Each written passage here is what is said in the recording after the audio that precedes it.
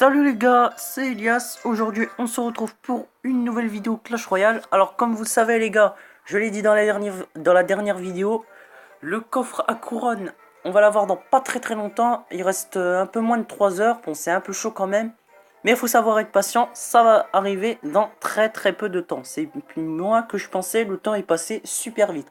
Alors, comme vous le savez, les gars, dans la dernière vidéo, j'ai présenté une vidéo Arène 5, 4 decks que je pouvais vous conseiller. Et d'ailleurs, je les ai tous testés, ils marchent super bien.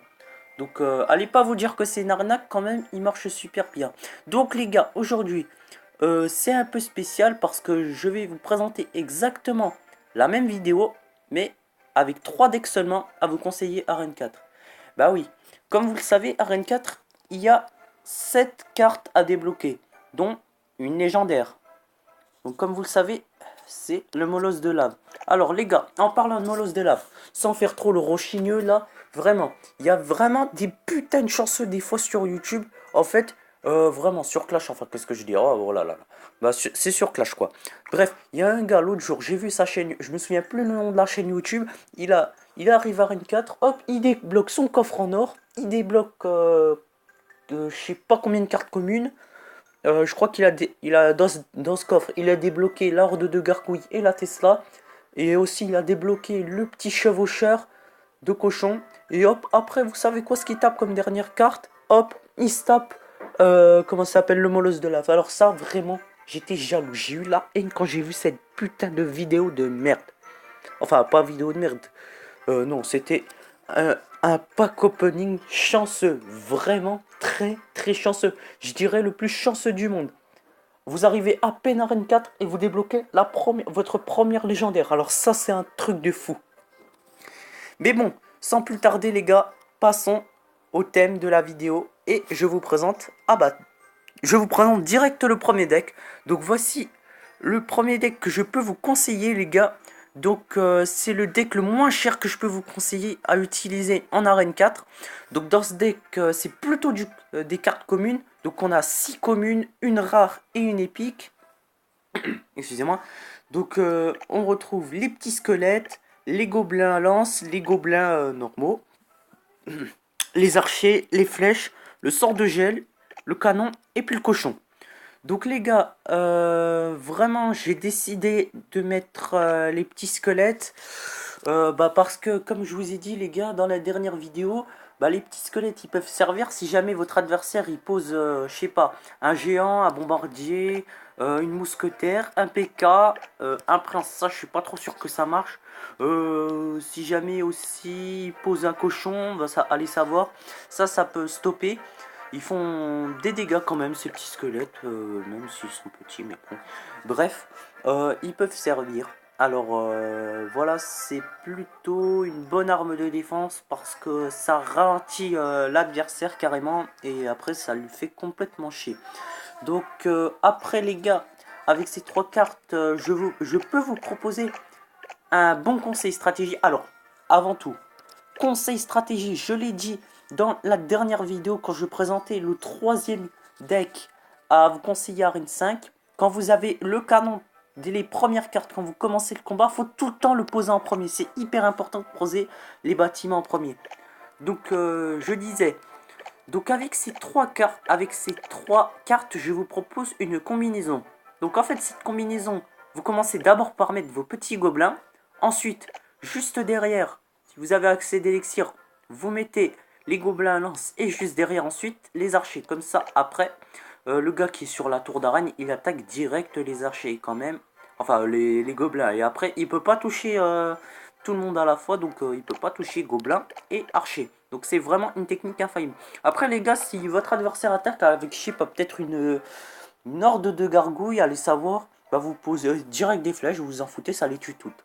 Après, les gars, comme je vous l'ai dit dans la dernière vidéo, au quatrième et dernier deck, je vous avais proposé une combinaison avec le cochon et le gel. En fait, vous commencez d'abord par poser votre cochon, et après, si votre adversaire, je sais pas, il pose n'importe quoi, par exemple une sorcière, un chevalier, une mousquetaire, une armée de squelettes, ouais, même un bébé dragon, tout ce que vous voulez, et bah, vous posez un gel comme ça immobilise les adversaires, et là, votre cochon, il fait des dégâts.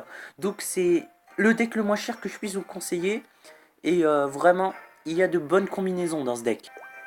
Donc les gars, le deuxième deck et avant-dernier que je peux vous conseiller à utiliser en arène 4, alors c'est un deck pas très cher, 3,8 de moyenne d'élixir, donc c'est ouais, en partie des communes, donc 5 communes, 2 rares et une épique. Donc dans ce deck, on retrouve le bombardier, encore les gobelins à lance, ouais, mousquetaire, le prince, les flèches, les barbares, la Tesla, et puis encore le chevaucheur de cochon.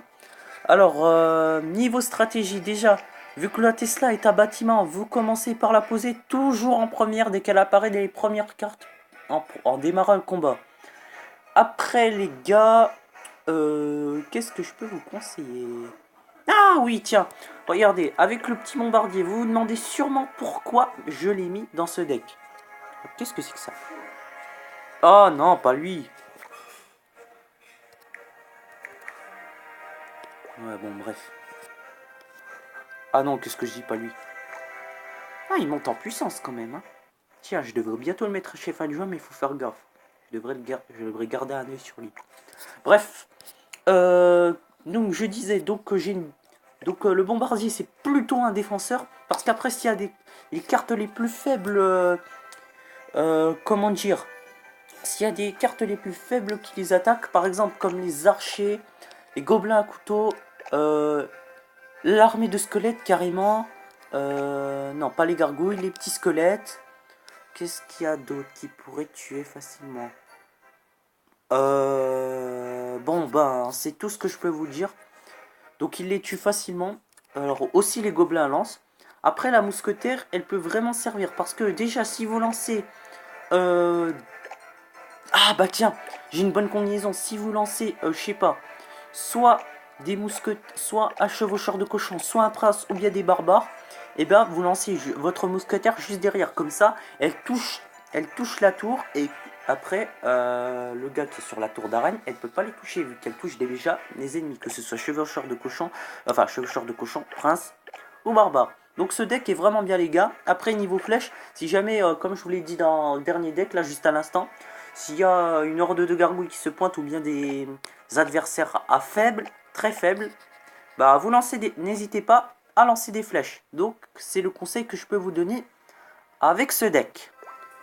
Donc voilà les gars, le troisième et dernier deck que je vous conseille à utiliser est un deck parfait, c'est le plus cher de tous. Il est parfait vu qu'il a que 4 de moyenne en élixir. Donc c'est une fois de plus, donc c'est un deck en partie commune vu qu'on a 4 communes, ah non 5 communes, 2 rares et une épique. Donc dans ce deck on retrouve les archers encore une fois de plus, les gobelins à lance, l'armée de squelettes, la roquette, une fois de plus encore les flèches, les barbares, les gargouilles et le cochon. Donc tous les decks que je vous ai conseillés là jusqu'à ce moment, vous devez toujours mettre votre cochon. Mais bref. Donc niveau stratégie les gars, bah, malheureusement il n'y a pas de bâtiment, mais quand même c'est un deck super fort. Parce que déjà des archers ça peut retenir, ça peut stopper par exemple un ballon. Alors vous pouvez faire de même avec la horde de gargouilles ou bien les gobelins à lance. Après si vous avez un prince qui vous attaque, hop vous n'hésitez pas, vous mettez une armée de squelettes. Alors si c'est des barbares qui attaquent, pas sûr que ça marche. Mais après, si vous avez un chevaucheur qui vous attaque, quand même, vous pouvez mettre ça.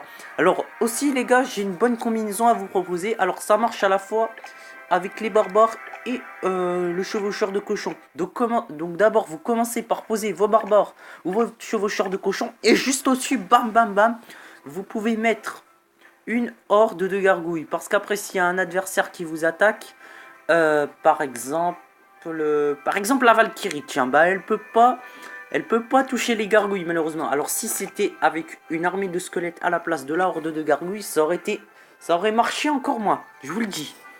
Mais bon, c'est tout ce que je peux vous donner comme conseil avec ce deck. Donc les gars, c'est la fin de la vidéo. Et voilà les 3 decks que je vous conseille à utiliser à Arène 4. Donc celui-ci est le deck le plus fort. Alors le deuxième deck que je vous ai présenté était fort. Donc voilà, c'est la fin de la vidéo. Si cette vidéo vous a plu, n'hésitez pas à mettre un max de pouces bleus. Et je vous dis à plus pour une nouvelle vidéo. Ciao ciao.